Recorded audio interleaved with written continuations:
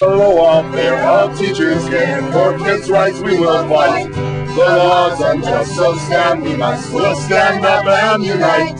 Some things never change. Labor showdowns and British Columbia just seem to go together. We will stand hand in hand. Education's not a game. This time it's the 38,000 teachers of BC who are not just on strike, but on strike illegally.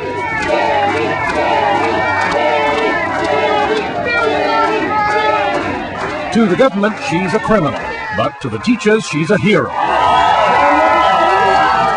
Ginny is Ginny Sims, holder of a black belt in judo and the president of the BC Teachers Federation. I am so proud to be a teacher in British Columbia. She is defying the government of Premier Gordon Campbell by taking the teachers out on strike in the face of legislation and a court order ordering them back to work. When I look into the eyes of my granddaughter, who is in grade 4 this year, I want to be able to face her and say, we did everything we could to defend your education. And that's why we're taking this stand. There needs to be dialogue instead of rhetoric. Taking a stand is going to get expensive for the teachers, and soon. A Supreme Court judge has already found the union in contempt, and tomorrow penalties will be imposed on the union, most likely heavy fines daily until the teachers go back. If they don't, Ginny Sims could face jail time. Can you pay the price? You're going to be facing fines pretty soon. Maybe you'll end up going to jail. We as teachers are prepared to take the consequences, and on behalf of my members, I am prepared to go to jail, if that's what it means. At the heart of this dispute is this, a very simple, very brief, one-page piece of legislation called Bill Number 12, which imposes a binding contract upon the teachers. It does that by simply extending their existing contract through June of 2006 with no wage increase. The government acted to impose that contract because it says that bargaining with the teachers is simply impossible. The parties had met 35 times, hadn't agreed on a single item in that time. Bargaining hasn't worked between the teachers union and their employer for the better part of a decade and a half. Let's fix that and get on in the spring with negotiating an agreement that will include a fair and reasonable settlement. I won't try to mince words here. Labour Minister Mike de Jong is the point man on this issue for the Campbell government, and he's refusing to negotiate anything with the union as long as the strike goes on. Get back into the classroom and start teaching. But that right to negotiate is itself the core issue. The union says stripping teachers of the ability to bargain is wrong. The government says breaking the law by going on strike is wrong. What kind of example does that set? And we hear these excuses now about how we're on something akin to a civil rights crusade. It will be an interesting discussion when this is over, and it will eventually end, when a student says to a teacher, you know, I disagree with Canada's drug laws. And those are unjust laws.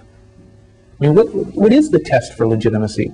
Well, here we are, teachers of this province, forced by the actions of a government that has imposed more punitive legislation on us. We're taking a stand. We're taking a stand to protest this unjust legislation. We're engaged in civil disobedience because we have drawn a line. Still, the right to bargain is not the only issue. The teachers want a 15% wage increase over 3 years. Mike de Jong says all the public sector unions are getting zero. We negotiated 130 agreements with hundreds of thousands of working men and women who took 0, 0, and 0. They took 3 zeros.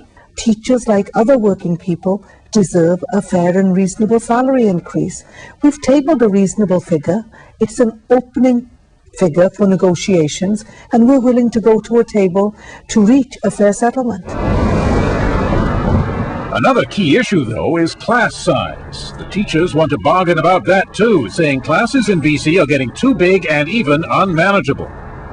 I'll give you an example. In Nanaimo, before 2002, you could only put 2 special needs students in any given class. Now, when I go to Nanaimo, and whether I'm in Vancouver or Burnaby or Richmond or in Dawson Creek, you can have 12 in a class with 32, 37, 35 or 26 kids. And I would challenge anybody to come and show me how it's possible to teach a class with that kind of a composition. It's very difficult for all the students in the class. And we, the teachers, are saying, we don't have the resources we need in order to do our job. It's not a bargaining issue.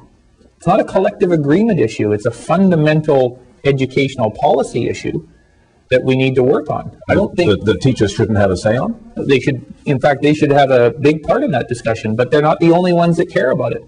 We'll negotiate, come to the plate, with solutions all can see. Hear the supplies and classroom size and support our special needs.